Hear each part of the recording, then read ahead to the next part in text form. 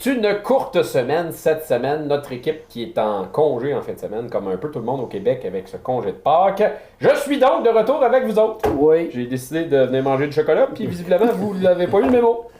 Ah, mais t'as ton verre d'eau. Fait que Oui, ça mais il est va. où le chocolat? Ah, je sais pas. Ben, je l'ai pas eu non plus. C'est pas toi qui devais l'apporter? Non, je me disais, ils vont en avoir amené, c'est pour que je suis sur le plateau, mais bref. On va faire le retour sur l'actualité qui a eu lieu cette semaine. Ça se peut que se soit passé des choses entre le moment où on enregistre et le moment où l'émission va être diffusée. Ce qu'il faut dire, c'est qu'on enregistre, on est mercredi. On sait ce qui s'en vient dans la semaine, mais des fois, on ne sait jamais ce qui va se passer. On a quand même beaucoup d'enregistrements en studio, dont un café avec le député demain et d'autres sujets dont on vous parlera un petit peu plus tard, ce qui fait qu'on doit enregistrer en cette journée de mercredi. On va commencer ça avec le retour des ingénieurs, Lydia. Oui, donc les ingénieurs qui ont été arrêtés depuis 2 ans. Et là, en fin de semaine, ils ont eu une nouvelle compétition entre des 5e et des 6e années, 12 équipes. Ça a l'air que ça s'est super bien passé et on espère qu'il va y en avoir d'autres. Il y en a un qui est prévu à la fin avril, une autre compétition. Ils vont voir un peu comment ils placent tout ça, là. Le fameux retour en présentiel, évidemment. Il y en a eu des activités de savoir, du style ingénieux par Zoom. C'est un peu moins le fun. C'est pas dynamique. Il y a tout le temps quelqu'un que sa connexion est un peu en retard. Mais bref, ils se sont quand même gardés actifs à travers tout ce temps-là. Sinon, sur la scène judiciaire, il y a eu altercation à Amos et la Sûreté du Québec enquête. Ça s'est passé sur la 2e avenue Ouest, dans le secteur ouest de la ville d'Amos. Il y a un individu qui a été blessé. On ne craignait pas pour sa vie. Il y a 2 autres individus qui ont été arrêtés, puis conduits au poste pour interrogatoire. Et là, il y avait une scène de crime et tout ça. C'est tout près de l'hôpital, là, sur la 2e ou dans le haut de la côte de la 2e. C'est à cet endroit-là que ça s'est passé au niveau de la fin de semaine. Sinon, une bonne nouvelle qu'on a eue en début de semaine après avoir lancé l'avis de recherche pour Xavier Demers, il a été localisé dans le secteur du Témiscamingue. Donc, le jeune homme a été retrouvé sain et sauf. Ne vous en faites pas. Tout va bien de son côté, nous a annoncé la Sûreté du Québec. Quelqu'un qui l'a trouvé un petit peu moins drôle. Oui, et je vais y aller avec le terme insouciant. Quelqu'un qui roulait à 198 km/h sur la route 117 dans une zone de 90. C'est dans le secteur, on l'appelle la route Saint-Philippe, c'est aussi la route 117 en fait. C'est comme ça qu'elle s'appelle dans le coin du Buisson. C'est quelqu'un de Bois-des-Filions. Il s'est vu remettre un constat d'infraction totalisant 1921 $ et 24 points d'inaptitude. Ça, quand ça arrive, on vous enlève votre permis sur le champ, suspendu 7 jours, puis après ça, ça suit son cours parce qu'il y a des procédures aussi suite à tout ça. Mais ça en parlait à travers la province. Ah oui, effectivement. 198 km/h, je me suis posé la question quel était son véhicule. Oui. En tout cas, visiblement, il y avait un véhicule performant. On va parler, ça va peut-être toucher un peu la nostalgie, ça, cette nouvelle-là, Christian. Oui. Le Frima 2022, Festival de la relève indépendante musicale en Abitibi-Témiscamingue. Marjo qui va être là. Marjo, écoute, Marjolaine Morin, qui quand même, je pense que ça faisait une 15aine d'années qu'elle n'était pas venue à Val-d'Or. Je ne sais pas si dans la région, mais je sais qu'à Val-d'Or, ça faisait une 15aine d'années. On a quand même d'autres spectacles. On a un chanteur country, Alex Burger, je ne sais pas si je le prononce comme il faut. Et on a Skyfall et Roger qui font du hip-hop et du rap. On voit que c'est pas trop ton style. Non, pas pantoute. Voilà. Pour ça, mon Marjo, j'avais accroché à Marjo, je veux dire. Et là, ça va se passer, ça, le Frima, cette année, sur différents sites. Il y a entre autres le coup d'envoi qui va être donné à la place Albert Dumais, qui est au centre-ville d'Amos. De Val-d'Or, plutôt, excusez. Et il y a aussi le site de la Cité de l'Or qui sera exploité cette année, entre autres, avec la réserve à minerais et le chevalement. Oui, parce qu'Albert Dumais, ça va être gratuit, c'est le 21 au soir. Le spectacle va être gratuit. Ensuite, les 22-23, il y a même le passeport que vous pouvez déjà vous procurer. Il y a un lieu que je viens juste de dire, l'espèce de réserve à minerais de la Cité de l'Or. Ouais. C'est un lieu qui se fait plusieurs années qu'il y a des spectacles qui veulent se faire là. Il y a eu quelques petits événements un petit peu plus underground qui se sont faits là. Un lieu à découvrir, donc, qui s'ajoute à cette offre culturelle-là, qui va permettre de tenir des spectacles dans des lieux plus insolites, disons. Sinon, Lydia, achat éco-responsable au niveau de la Fondation hospitalière d'Amos? Oui, effectivement, ils se sont procurés des bacs de chaux sodés. Là, je vous explique c'est quoi. Ça sert à quoi, ça? Oui. Dans le fond, c'est des bacs qui contiennent de la chaux. La chaux, ça sert à retirer le CO2 du circuit ventilatoire. Autrement dit, quand la personne respire, elle émet du CO2 qui peut l'intoxiquer. Donc, il faut qu'on enlève le CO2, puis c'est avec ça qu'on procède. Avant, c'était des bacs qui étaient jetables. Maintenant, on se retrouve avec des bacs réutilisables. Okay. Donc, la Fondation hospitalière d'Amos est très fière d'avoir pu fournir ça en anesthésie. Et ils en ont profité pour acheter aussi une lame CEMAC, qui est un accessoire qui est utilisé pour entuber une personne pour la faire respirer, par exemple, durant une anesthésie générale. OK. Donc, des investissements qui sont, encore une fois, très utiles et qui sont faits par la Fondation hospitalière d'Amos. Sinon, le feu n'était pas pogné, mais les pompiers étaient en studio cette semaine. Oui, effectivement. Éric Kébert, directeur du service de sécurité incendie de Val-d'Or, est venu nous parler parce qu'effectivement, là, on se retrouve avec des équipes temps plein à Val-d'Or plutôt qu'une seule personne sur place et puis des coéquipiers qui doivent se rendre jusqu'à la caserne. Alors, on va écouter l'entrevue. Monsieur Hébert, bonjour. Vous êtes là pour nous parler vraiment du fait qu'il y aurait plus de pompiers à Val-d'Or. Mais pour commencer, pourquoi il y a des équipes en tout temps maintenant? Bien, en fait, ça fait des années qu'on a des équipes, mais avec seulement qu'une personne de garde en permanence à la caserne. Et puis, c'est complété par des pompiers à temps partiel, donc qui partent de leur maison ou de leur travail pour intervenir sur une intervention. Là, ce qui a changé cette année, en fait, depuis hier matin à 8 heures, c'est que présentement, nos équipes sont maintenant de 4 pompiers. Donc, constitués d'un lieutenant éligible à la fonction de lieutenant, un pompier complémentaire et un pompier temps partiel. Donc, ces gens-là sont prêts immédiatement à intervenir sur une intervention d'urgence. Le délai, lorsqu'on avait des pompiers de temps partiel, parce que nos pompiers de temps partiel demeurent quand même dans nos équipes pour être rappelés au travail suite à une intervention qui pourrait être majeure ou une intervention confirmée. Donc, nos gens, la mise en place, en fait, la mobilisation. En fait, la mobilisation, c'est de 8 à 9 minutes pour nos pompiers, donc de partir du travail ou de la maison pour arriver à la caserne. Là, maintenant, c'est plus le cas. Le départ se fait immédiatement suite à l'appel d'urgence là, pour se rendre sur l'intervention. 8 à 9 minutes, j'imagine, ça peut faire toute la différence entre la vie et la mort d'une personne. Là. Exactement. Puis, tu sais, quand on dit qu'une minute, ça double l'incendie. Donc, si on parle de 3 minutes, bien, l'incendie grossit de minute en minute. Donc, quand on arrive sur les lieux, bien, l'impact est direct.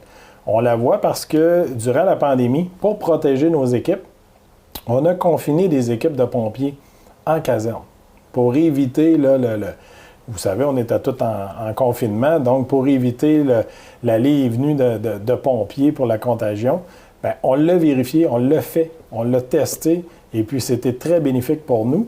On a eu des très bons résultats, on a eu une baisse même des pertes au bâtiment là, qu'on a remarqué là, comparativement aux 5 dernières années.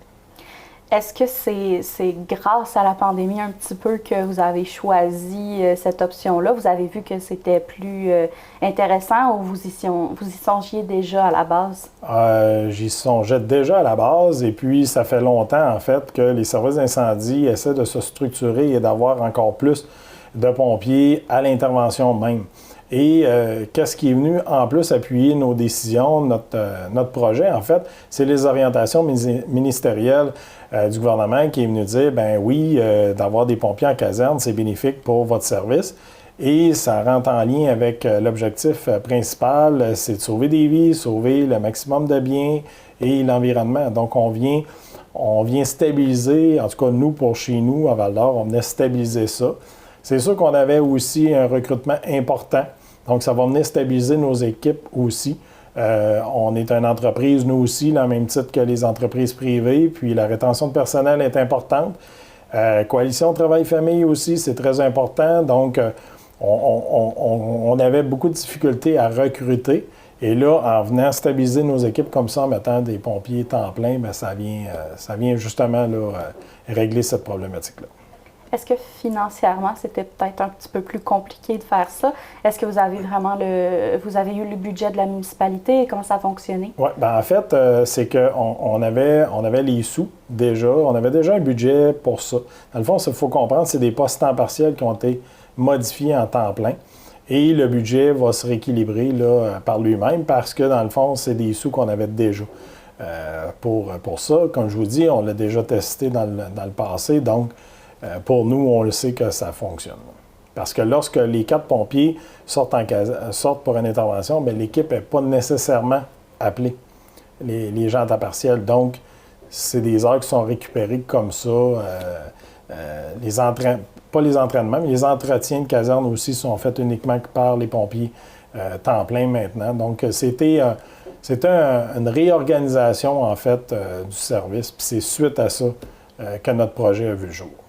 En période de pénurie de main-d'œuvre, ça peut être intéressant aussi de faire en sorte qu'une même personne fasse les différentes tâches nécessaires au lieu d'avoir une personne qui fait le ménage, une autre personne qui s'occupe de la voiture. Mais comment ça fonctionnait avant? Est-ce qu'il y avait une équipe qui était engagée pour ça? Est-ce que c'était des pompiers qui le faisaient?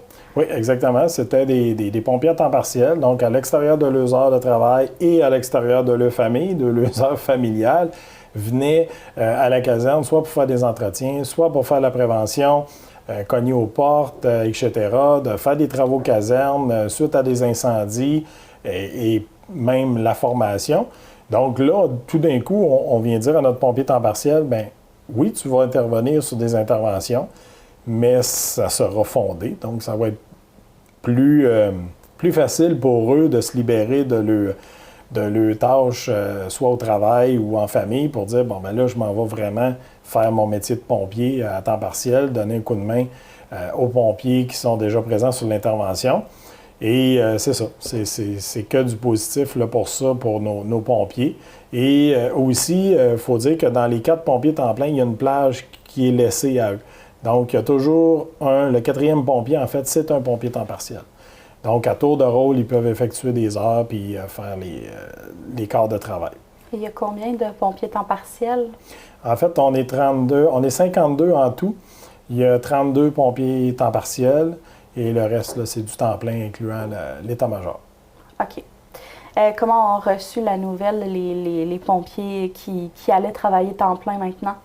Bien, c'est sûr que c'est un accomplissement parce que beaucoup d'entre eux ont étudié pour devenir pompiers. Donc, c'est souvent des gens qui ont étudié dans les écoles de pompiers. Donc, aujourd'hui, d'avoir un poste comme ça, bien, avec la pénurie, pas la pénurie de main-d'œuvre, mais c'est contrairement en incendie, c'est très, très, très contingenté. Fait que pour ces gens-là, c'était une très bonne nouvelle.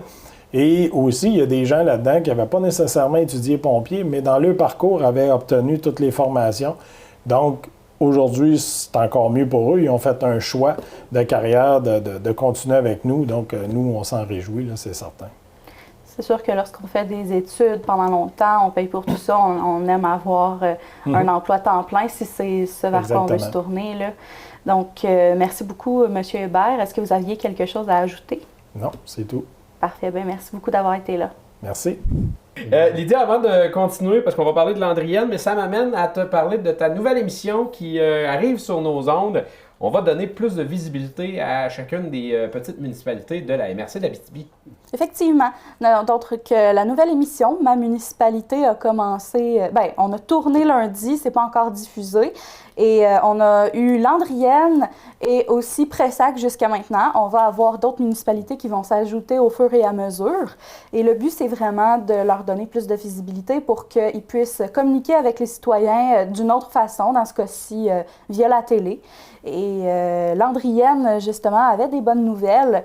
Ils ont décidé qu'ils allaient aller de l'avant avec l'achat de l'église et ils ont aussi décidé de mettre en place une politique sur les aînés et les familles qui a vraiment été signée durant la rencontre du conseil. Donc, la politique sur les aînés et les familles, pour faire court, c'est parce qu'ils veulent garder leurs aînés à Landrienne, mais c'est pas toujours évident. Hein? Ouais, ça peut être éloigné, il y a du transport qu'il faut faire, etc. Puis pourquoi avec les familles aussi? C'est parce qu'ils se sont rendus compte que les aînés étaient directement liés à leur famille, leur entourage. Pour eux, c'est très important. Donc, ils ont décidé de faire une politique qui rassemblait les deux. Et avec l'Église, on a des projets? Avec l'Église, oui, effectivement. Donc, l'intention principale, c'est vraiment d'amener la bibliothèque dans l'Église et de faire aussi un musée pour Landrienne. Et il compte aussi ajouter un espace laboratoire pour les adolescents, surtout. Donc, ils ont beaucoup de projets avec l'Église. Du côté de Landry. Oui, c'est ça. Là, si je me rappelle bien, c'est 80% de l'espace qui va être occupé par la municipalité, des organismes, tout ça. Il va quand même rester l'espace de cérémonie pour les personnes qui veulent aller à la messe. OK. Donc, on va faire un peu ce qu'on a fait du côté Santerre ou la Motte, même. La Motte qui s'en sert, eux, comme salle de spectacle, entre autres, et que cette église-là, je suis allé voir Zébulon il y a quelques semaines, du côté de la Motte, puis c'est une salle de spectacle. On enlève le rideau, puis ça devient une église. Là. Donc, c'est un peu la mode là, dans les municipalités de garder cette église-là, vraiment, qui est souvent au cœur du village, dans l'ensemble des villages du Québec. Là. C'est un peu ça, mais de garder cet emplacement-là et de lui donner de nouvelles vocations. Parce qu'on le sait, il y a de plus en plus d'endroits qui sont démolis et pour les citoyens, c'est quand même très difficile de voir leur patrimoine partir en fumée comme ça ou être vendu à des promoteurs qui décident de faire totalement autre chose avec. Là, on conserve l'architecture, c'est plus exactement la fonction initiale, mais c'est en lien avec la culture, c'est en lien avec la localité. Donc, les gens aiment beaucoup ce genre de projet normalement. Et ce qu'il faut dire, c'est que le perron de l'église, dans le temps, c'était le lieu de rassemblement, mais là, aujourd'hui, la religion a pris beaucoup moins de place dans la vie des gens, mais de garder ce lieu-là comme lieu de rassemblement dans une autre vocation, ça peut être intéressant pour les villages. Comme à Santerre, nous autres, c'est la Société d'histoire. OK. C'est intéressant. Je veux t'amener sur quelque chose, Christian, que tu as parlé cette semaine. Les véhicules électriques, le gouvernement du Canada, on en a parlé dans le dernier budget. Là. Bien, là, j'ai pas les chiffres, puis écoute, c'est des chiffres, là... Je dois t'avouer qu'on n'a pas les chiffres exacts pour ce que ça représente pour un véhicule électrique, parce que la subvention, normalement, pour un véhicule électrique neuf, c'est 5 000 $ au niveau fédéral, mais c'est pas tous les véhicules qui ont accès à cette subvention-là. Tout ce qui est, entre autres, les VUS, les camions qui s'en viennent sur le marché, ne rentraient pas dans cette subvention-là. Et les nouveaux cadres qui doivent être publiés ne sont pas sortis encore. Ah, mais c'est un peu ça, justement, qu'on parlait. Là. C'est pour tout type de véhicule. Le gouvernement fédéral veut vraiment investir pour que les gens fassent le virage au électrique, parce qu'on va on veut réinstaller des nouvelles bornes. On veut vraiment... c'est un peu aussi pour ça, là, les mines de lithium, là, on donne le coup, parce qu'on veut fabriquer à peu près toute la voiture ici, au pays. Et, on met des gros investissements dans ce domaine-là parce qu'on veut vraiment viser le zéro émission d'ici 2020. Mais, la complexité avec le lithium, c'est que la batterie est très dure à récupérer une fois qu'elle a été faite et extraire le lithium peut être polluant également. Donc, c'est pas toujours évident de trouver le juste équilibre entre les besoins d'une communauté, l'environnement et justement le virage électrique. Et on parle de ce virage électrique-là. Jeudi, cette semaine, il y a l'Institut national des mines qui a lancé une publication sur l'implantation des véhicules hybrides, des véhicules électriques également, et le besoin de formation qui entoure ces véhicules-là dans les mines, très précisément. Oui. Ça s'est fait du côté de Malartic, ce lancement-là. On a un court extrait, d'ailleurs. Merci à tous et à toutes d'être présents aujourd'hui en si grand nombre, que ce soit en présentiel ou sur le web. Et merci tout spécialement à l'équipe de la mine Odyssée pour nous recevoir aujourd'hui. Alors, aujourd'hui, je me propose de vous présenter les faits saillants de cette nouvelle publication de l'Institut national des mines. Alors, en premier lieu, de faire une courte mise en contexte sur le sujet qu'on va aborder aujourd'hui. Ensuite, de vous présenter les résultats de la recherche. Faire une courte analyse de qu'est-ce que signifient ces résultats, une conclusion de qu'est-ce qu'on peut retenir si on veut synthétiser l'information, et il me fera plaisir de prendre, bien sûr, toutes vos questions à la toute fin. Donc, en termes de mise en contexte, eh bien, qu'est-ce qu'on fait à l'Institut, notamment, c'est que l'on assure une veille informationnelle afin de repérer toutes les tendances en innovation et en formation dans le secteur minier au niveau mondial. Et depuis plusieurs années, notre veille informationnelle que l'on mène de façon annuelle nous révèle une forte croissance des mentions des engins hybrides et électriques dans le secteur. Donc, nous, on a voulu regarder ce qu'en était au Québec, faire un point de situation. Donc, dans ce cadre-là, on s'est intéressé aux engins hybrides et électriques, notamment parce qu'on sait que dans le secteur minier, qui est un secteur mécanisé, lourd, ces engins-là sont stratégiques, ils sont incontournables. Et on est parti du postulat que historiquement, ces engins sont motorisés au diesel. Toutefois, lorsqu'on regarde l'offre des équipementiers, on se rend compte que la disponibilité d'engins hybrides et électriques est en hausse constante.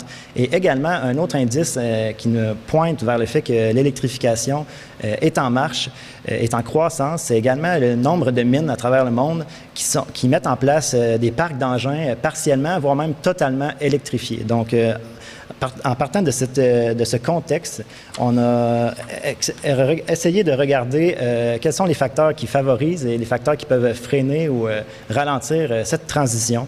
Donc, bien sûr, dans les facteurs qui favorisent la transition, il y a le désir des sociétés minières d'avoir un impact positif sur le climat et d'avoir une acceptabilité sociale dans leurs activités.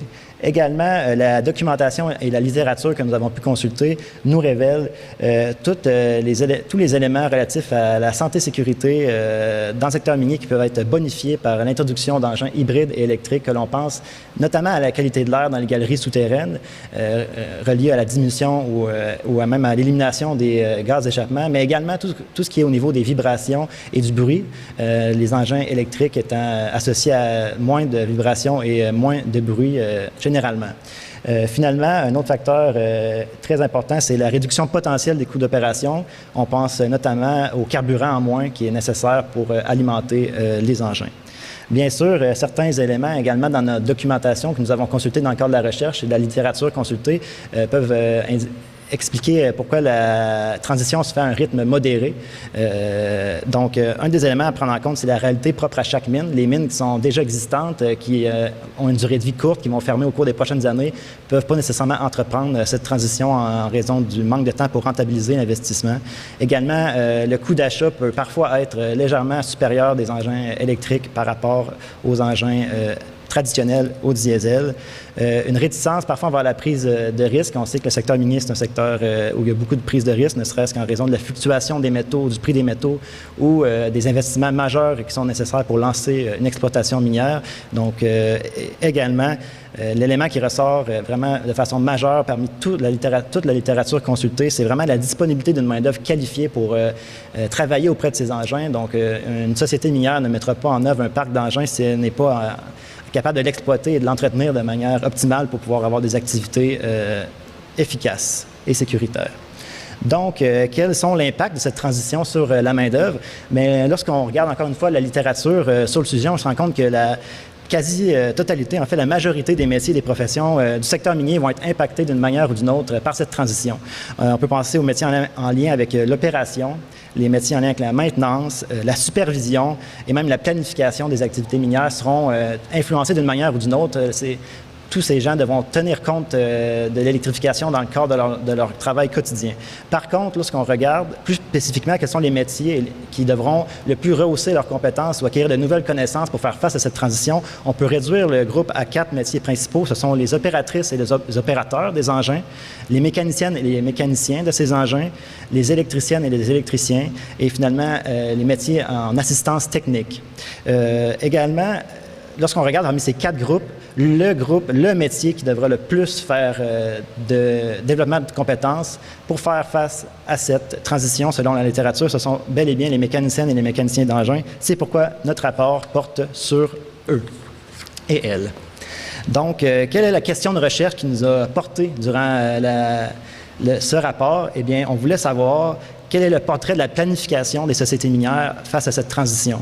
Quelle est la composition actuelle et leur planification de composition future de leur parc d'engins miniers et quels sont leurs besoins de formation en date de 2021, mais également pour le futur. Donc, quelle méthodologie nous avons adoptée pour recueillir notre information auprès du secteur minier québécois? Eh bien, c'est que nous avons utilisé un questionnaire à l'été 2021 qui a été rempli par les mines actives du Québec, les mines en maintenance, mais qui ont annoncé leur intention de relancer leurs activités, et également les projets miniers ayant publiquement annoncé la mise en activité de leurs mines d'ici 2026. Donc, c'est auprès d'eux que nous avons pu récolter toutes les données que nous allons vous présenter. Donc, quels sont les résultats, sans plus attendre?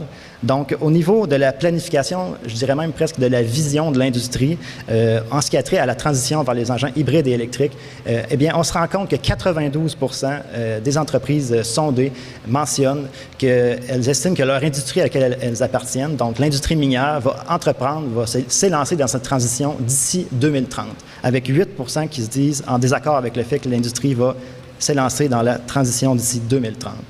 Ensuite, lorsqu'on regarde au niveau de chacune des mines, on a donc demandé aux entreprises, est-ce que vous pensez que votre industrie va entreprendre la transition d'ici 2030? On a vu que 92% ont dit oui. Lorsqu'on demande à chacune des mines individuellement, vous, est-ce que vous allez entreprendre votre transition d'ici 2030? Eh bien, le oui ressort à 63%. Plutôt non en désaccord à 25% et 13% ne sont pas en mesure de se positionner face à cette question.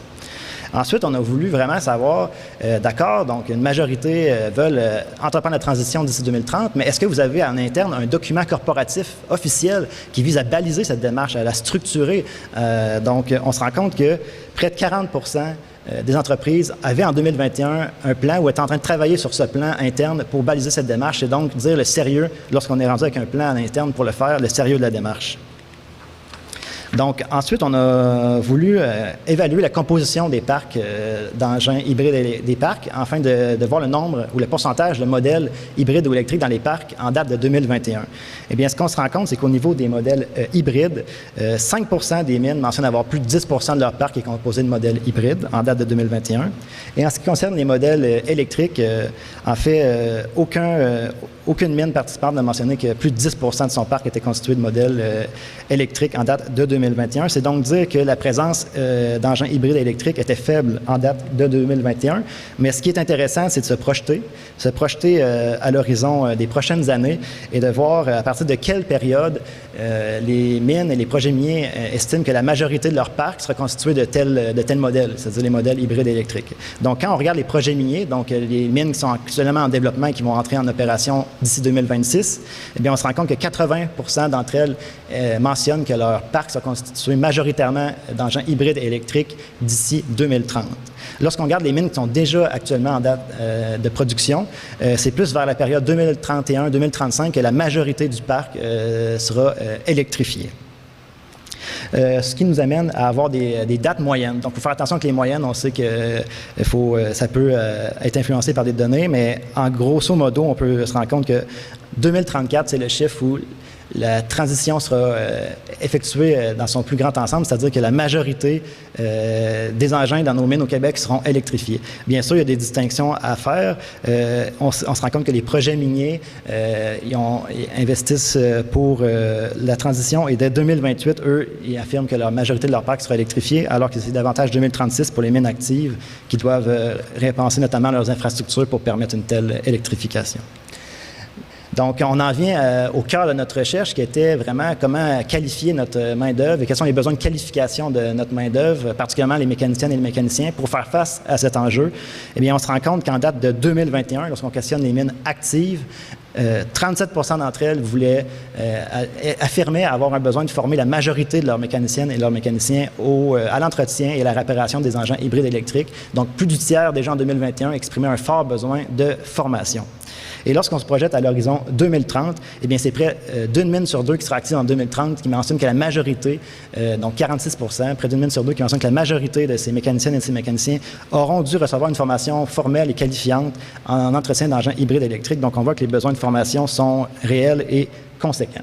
Finalement, on a profité du fait de pouvoir consulter les sociétés minières pour leur demander quelles sont les compétences qu'elles attendent que leurs mécaniciennes et leurs mécaniciens d'engins pourraient acquérir dans le cadre de telles formations qualifiantes en entretien d'engins hybrides électriques. On se rend compte que les mentions qui reviennent le plus souvent, ce sont les circuits et les symboles, des compétences en circuits et symboles, des compétences en sécurisation du milieu de travail en contexte électrique et des compétences relatives au câblage haute tension. Donc, quelle analyse faire de ces multiples résultats? Comment on peut les interpréter, ces résultats? Est-ce qu'il est possible de dégager un portrait des sites miniers qui sont engagés le plus activement vers une transition plus rapide? Donc, on voit que la vaste majorité des sites miniers veulent faire la transition, mais lesquels indiquent y aller vouloir y aller le plus rapidement, dis-je. Donc, au niveau là, de la planification, on se rend compte finalement que la quasi-totalité des mines estiment que leur industrie va faire cette transition. Toutefois, c'est les 2/3 environ qui disent que eux, en tant que mines, pourront l'entreprendre d'ici 2030. On peut penser notamment aux tiers restants, c'est notamment des mines qui vont fermer dans les prochaines années qui ne pourront pas entreprendre cette transition. Et plus du tiers ont déjà, en date de 2021, un document pour baliser cette démarche afin de structurer les équipes à l'interne vers cet objectif. Donc, ça démontre le sérieux de la vision d'aller vers la transition. On a d'ailleurs récolté des données dans le cadre de notre enquête, mais on a également pu récolter des témoignages. Donc, une directrice ou un directeur de mine nous affirmait « Nous n'aurons pas le choix d'entreprendre une transition.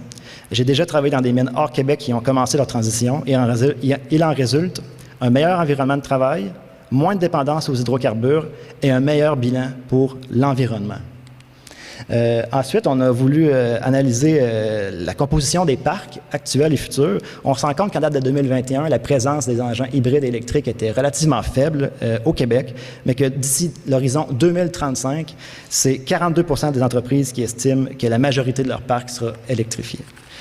Donc, lorsqu'on a également questionné les entreprises qui affirmaient ne pas pouvoir entreprendre la transition d'ici 2030, on leur a demandé pourquoi vous ne pensez pas pouvoir entreprendre cette transition.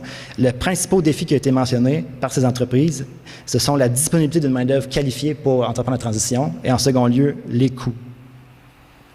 Donc, on a également voulu regarder les besoins de formation. On se rend compte que déjà en 2021, c'était 37 % des entreprises qui voulaient former la majorité de leur main-d'œuvre de mécaniciennes et de mécaniciens en matière d'entretien d'engins hybrides électriques et que ce sera près d'une mine sur deux en 2030.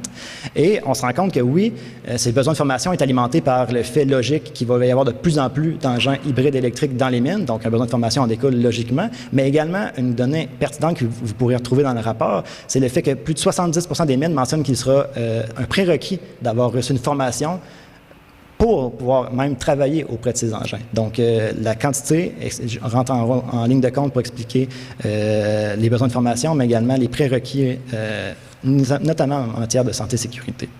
On a également pu avoir un autre témoignage, une directrice ou un directeur de mine ayant participé à l'enquête qui nous mentionne que la difficulté de trouver du personnel qualifié pour entretenir le volet électrique des engins miniers que nous avons déjà est en soi un défi. Donc, rajouter d'autres engins miniers n'est pas viable présentement. C'est ce que la personne mentionnait en 2021. Donc,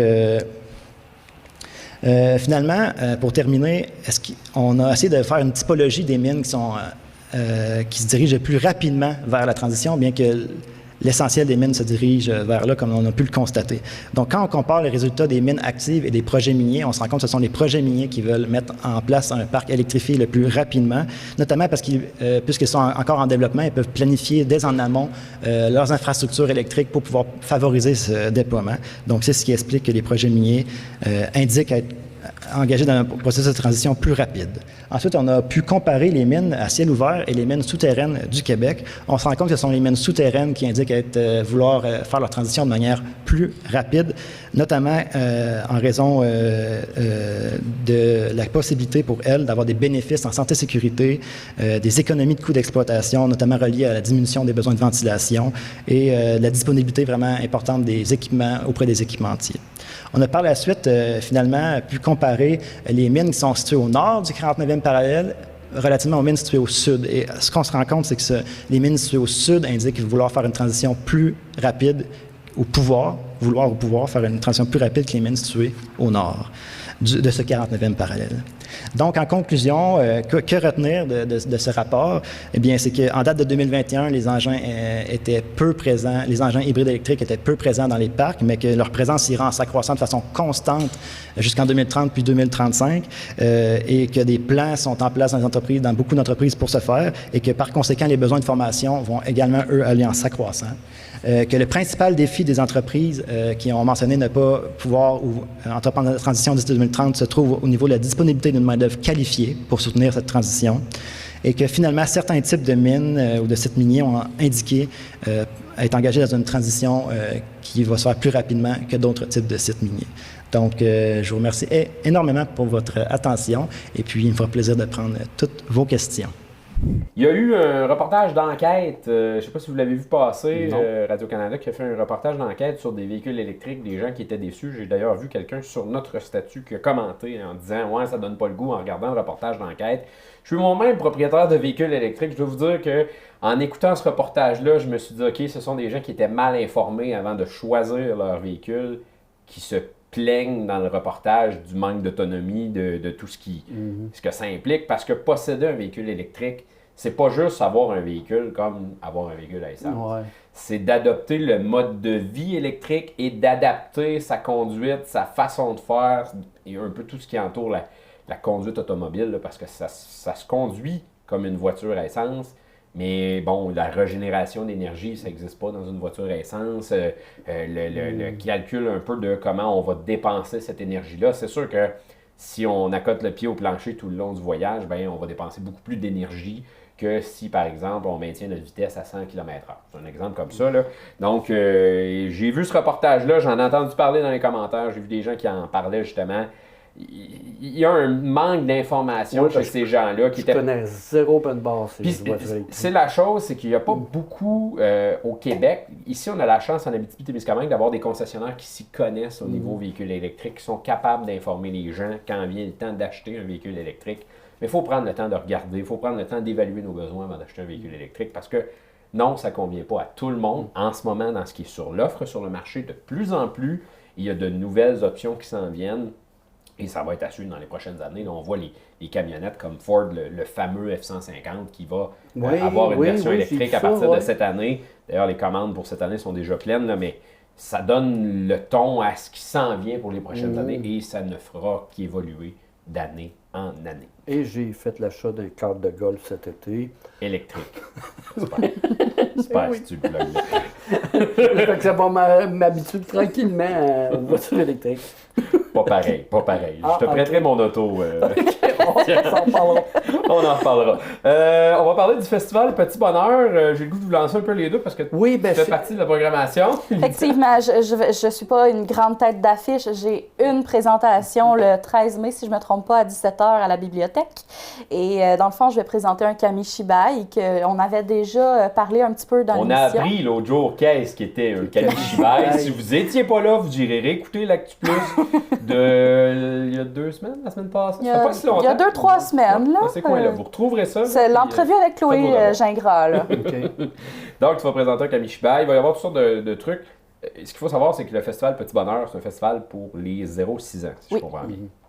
Oui, en fait, c'est un festival vraiment pour les tout-petits. Il va y avoir vraiment beaucoup de présentations culturelles, en fait. On a beaucoup d'artistes régionaux comme Véronique Aubin. Là, je veux bien prononcer son nom, Martha Sáenz de la Calzada. Je l'ai déjà rencontrée. Elle fait des contes vraiment très intéressants. Je les nommerai pas tous, ils sont beaucoup trop nombreux. Là. On a environ une 50aine de spectacles pour 70 représentations environ, ce qui fait beaucoup. Si vous voulez connaître les artistes, c'est disponible sur notre site web médiaté.ca à cet endroit-là. Sinon, on va parler de gaspillage alimentaire. Émilie Lessard-Terrien a réagi. Effectivement. Donc, juste être bien certaine, je vais lire la phrase parce que je veux donner la bonne information. Une étude montre que 96% des surplus alimentaires sont gaspillés au pays. Autrement dit, lorsqu'il y a trop de nourriture dans une épicerie ou dans un restaurant, par exemple, 96% de cette nourriture-là est gaspillée. C'est pas revaloriser un fruit qui arrive un petit peu à l'échéance, bien, on le sac à vidange à la C'est place ça. Et pas juste ça, il y a aussi des produits qui sont jetés directement à la ferme parce qu'ils ne sont pas assez beaux pour être consommés. Enfin, ils pourraient être consommés, mais ils ne sont pas attractifs pour les consommateurs. Donc, dans ce temps-là, ce qu'ils font, c'est que souvent, ils vont les jeter. Et j'ai vu, c'est cette fin de semaine, il y avait une émission, je me souviens pas si c'est dans l'épicerie ou la Semaine Verte. La Semaine Verte. Il parlait de l'entreprise Loop. Qui, elle, récupère des produits, justement, que ce soit des fruits, des légumes qui ne sont plus bons avant même de partir de l'épicerie ou des fois directement chez les producteurs et ils les revalorisent pour en faire, entre autres, on va en faire des boissons, on va en faire des smoothies, des affaires la même, qui peuvent être utiles, qui peuvent revaloriser la matière sans la jeter. Tu sais, quand elle est encore bonne et qu'on est capable de faire quelque chose avec. Tu sais. Il y a beaucoup d'initiatives dans ce genre-là, mais il n'y en a peut-être pas suffisamment. En tout cas, les chiffres me parlent d'eux-mêmes. Là, on voit qu'il y a beaucoup de gaspillage. Puis pendant ce temps-là, il y a des familles peu nanties qui ont du mal à se nourrir, surtout avec l'inflation. Donc, c'est pour ça qu'Émilie Lessard-Terrien s'est fâchée. C'est parce qu'elle avait fait une proposition de projet de loi en 2020 pour qu'on pas qu'on interdise le gaspillage alimentaire, mais qu'il soit limité autant que possible. Et le projet est mort dans l'œuf, donc c'est pour ça qu'elle était vraiment pas contente. Et je vais me permettre de me fâcher, moi aussi. Je vais faire un Jean-Luc Mongrain de moi-même en regardant la caméra qui est là. On parle de revaloriser des matières, on parle de réutiliser des trucs. On va parler de la petite boutique du côté d'Amos. J'ai vu des choses qui n'ont pas de bon sens dans les dernières semaines passées. La petite boutique qui utilise quand même beaucoup leur page Facebook pour nous présenter ces choses-là qui n'ont pas de maudit bon sens. Entre autres, un matelas, il y a quelques jours, avec une grosse tache, ça de large. Pensez-vous vraiment que la petite boutique va revendre un matelas qui est taché de pisse dans le milieu comme ça? Bon, des graphiques comme moi, j'entends rire en régie, là, mais pensez-vous vraiment que c'est bon pour revendre? Je vous dis ça comme ça. Et c'est hier, je pense qu'on a vu sur Facebook un couteau pas emballé. Un couteau de espèce boucher. de gros couteau de boucher. Non, mais pensez au préposé qui rouvre le paquet de sacs. Ah oui, oui. Il aurait pu arriver un accident majeur à ce niveau-là. Ben oui. Faites attention, Boswell. Si vous redonnez tu sais, la cause est extrêmement noble de redonner à la petite boutique, mais de un, c'est pas un centre de tri pour vos déchets. Donc, ce qui n'est plus bon pour vous, ce qui est plein de trous, ce qui est tout taché, ce qui sent à cigarette comme ça n'a pas de bon sens, centre de tri, mais pas à la petite boutique. Là. Vous envoyez ça à l'éco-centre. Les matelas tout tachés, ça s'en va à l'éco-centre. Et les couteaux, de grâce, vous identifiez que c'est un couteau et vous l'emballez comme il faut pour pas que personne se coupe après tout ça, parce que ça peut être extrêmement dangereux pour le personnel de ce côté-là. Voilà, ma coche est pétée. Sur une note plus positive. J'ai un petit lien. J'ai un petit lien en tête avec le couteau de boucher. Ça m'a fait penser à de la bouffe. Okay. Là, Christiane nous a parlé de... Non, mais j'ai des liens qui se font dans ma tête. Là. Moi, c'était Psycho que ça m'a fait penser. Fait que c'est drôle, on n'a pas le même. Mais Christiane, tu nous as parlé de nourriture tantôt en arrivant. Du côté de Sainte-Terre, il y a Maxime Flingou. Oui! Avec un groupe J'en ai même d'Autochtones. un petit reportage. Ben oui. C'est quoi ce reportage-là? Parle-nous-en avant qu'on le lance. C'est vrai. C'était une formation qui se faisait. Ça, c'est organisé par c'est un programme de Préemployabilité. Voilà. J'ai eu de la misère à l'écrire puis même à le dire. Alors, quand même, c'est Nathalie Beaune qui nous explique un peu c'est quoi exactement. C'est un petit cours, une formation qu'ils donnent à des jeunes autochtones et ça lui donne quand même un vrai diplôme. Là. OK. C'est quand même très intéressant. On l'écoute.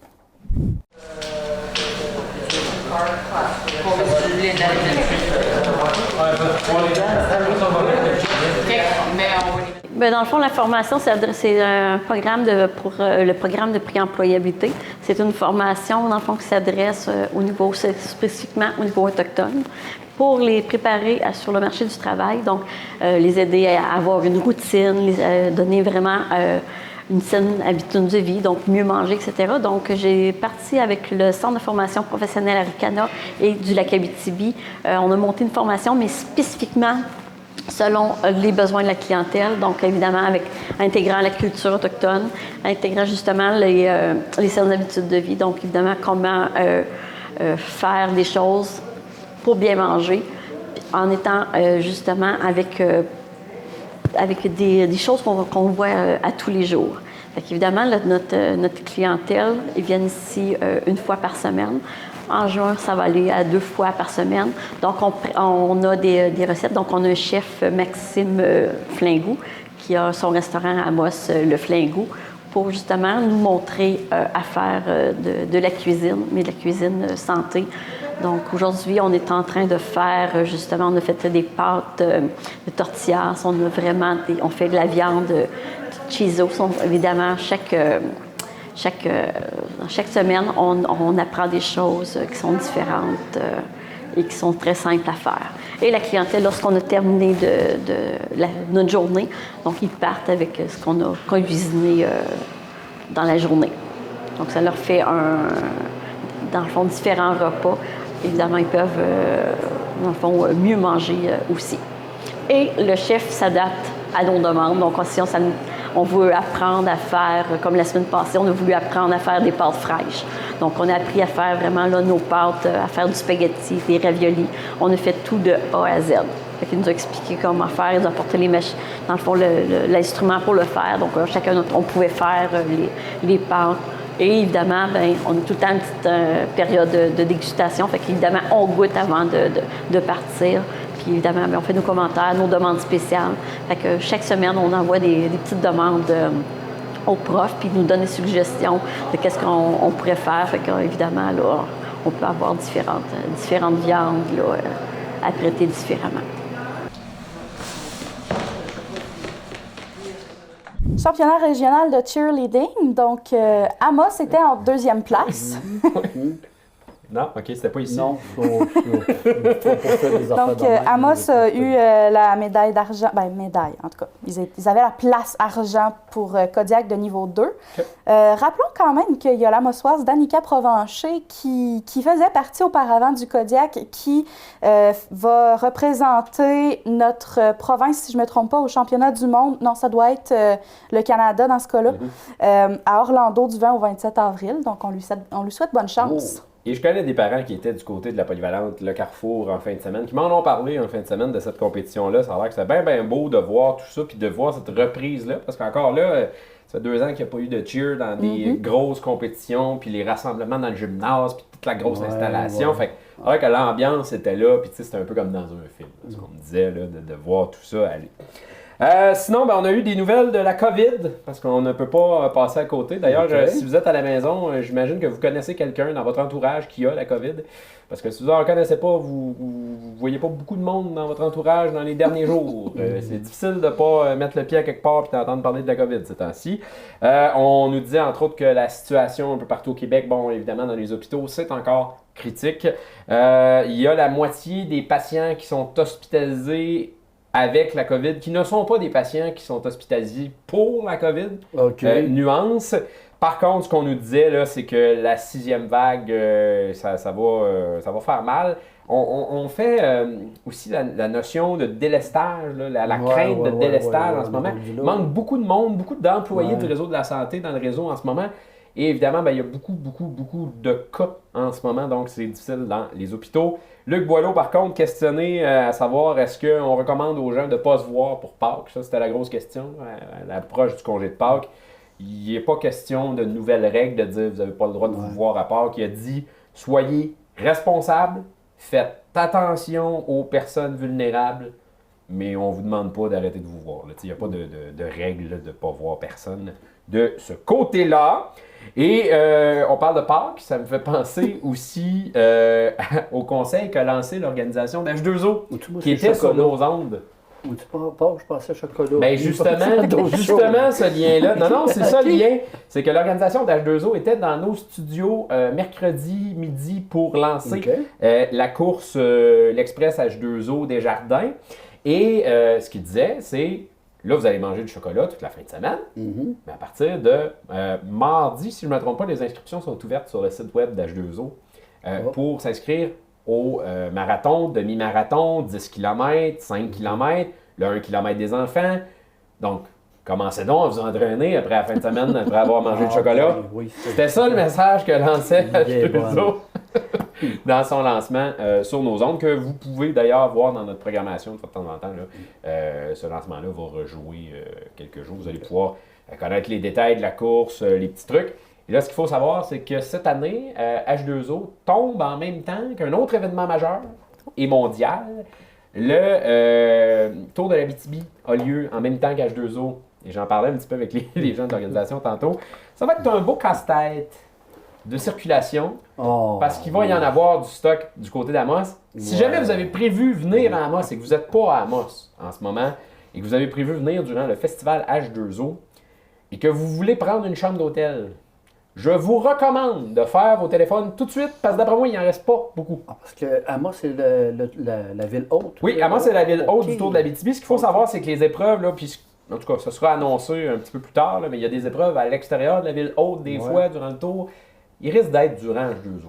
À ce qu'on m'a dit, à ce qu'on m'a soufflé à l'oreille, mais il y a quand même normalement la grosse épreuve locale, qui est l'espèce de critérium en ville, qui est supposé être la même journée que. Mais là, je vends des punchs que je ne suis pas supposé savoir là, en ce moment. Mais tout le monde nous parle, hein, c'est des choses qui arrivent, mais ça devrait être annoncé très bientôt au niveau de la programmation du Tour de l'Abitibi. Mais ça va être une logistique cette année de voir les deux événements en même temps. Et là, ben, toute la question de l'accueil, parce qu'il y en a qui veulent venir en motorisé du côté d'H2O. Donc, l'organisation nous confiait un peu plus tôt aujourd'hui qu'on travaille là-dessus. On travaille à trouver des terrains pour accueillir des motorisés. Parce qu'il y en a des dizaines et des dizaines qui appellent déjà pour venir visiter notre belle ville. Sinon... moi, j'aurais juste le 25 avril, le 50e spectacle de patinage artistique à Sainte-Terre. Et tu seras là, 50e, d'ailleurs. je vais être là, oui. Tu vas pouvoir... Oui, nous puis je devrais ramener, avoir, c'est Mindy Fournier qui s'en occupe, qui est une des responsables, donc je devrais avoir une petite entrevue avec elle. On est chanceux. Regardez ça. L'urgence est ouverte. Elle n'a plus besoin de Ouais, s'occuper non, de la c'est ça. mobilisation Là, pour ouvrir c'est positif l'urgence. ce qu'elle va dire. Mindy là, va ouais. pouvoir... Ben, c'était positif, là, Oui, les actions qui mais, étaient faites. C'était pas une bagarre, Mais, c'était une bagarre. Mais elle va avoir le temps de te donner une entrevue à ce sujet-là. Ouais. Sinon, ben, allez-vous manger du chocolat en fin de semaine? Absolument. J'espère. Non? Oh Ok. non, ouais, non, j'ai passé l'âge de chocolat. Non, mais toi, t'attends mardi. Mardi est en spécial. C'est une bonne idée. Mais non, moi, je suis plus coureur des bois, là. Mais du coureur des bois dans une Oui. petite coupe de chocolat, là. On va en reparler. Je pense qu'on va vous souhaiter une bonne fin de semaine en compagnie de vos proches. On va vous souhaiter de rester en santé, de faire attention à la COVID. Donc, si vous avez des symptômes, évidemment, faites attention. Si vous êtes en contact avec des personnes vulnérables, faites attention aussi. Si jamais vous connaissez de ces personnes vulnérables qui sont malheureusement isolées pour cette longue fin de semaine, prenez le temps de leur lâcher un petit coup de fil pour leur faire plaisir, parce que c'est toujours difficile pour ces personnes-là qui sont isolées et qui ne voient personne. Donc, prenez le temps de lâcher un petit coup de fil. Et là-dessus, ben, on vous souhaite une excellente fin de semaine. Joyeux Pâques.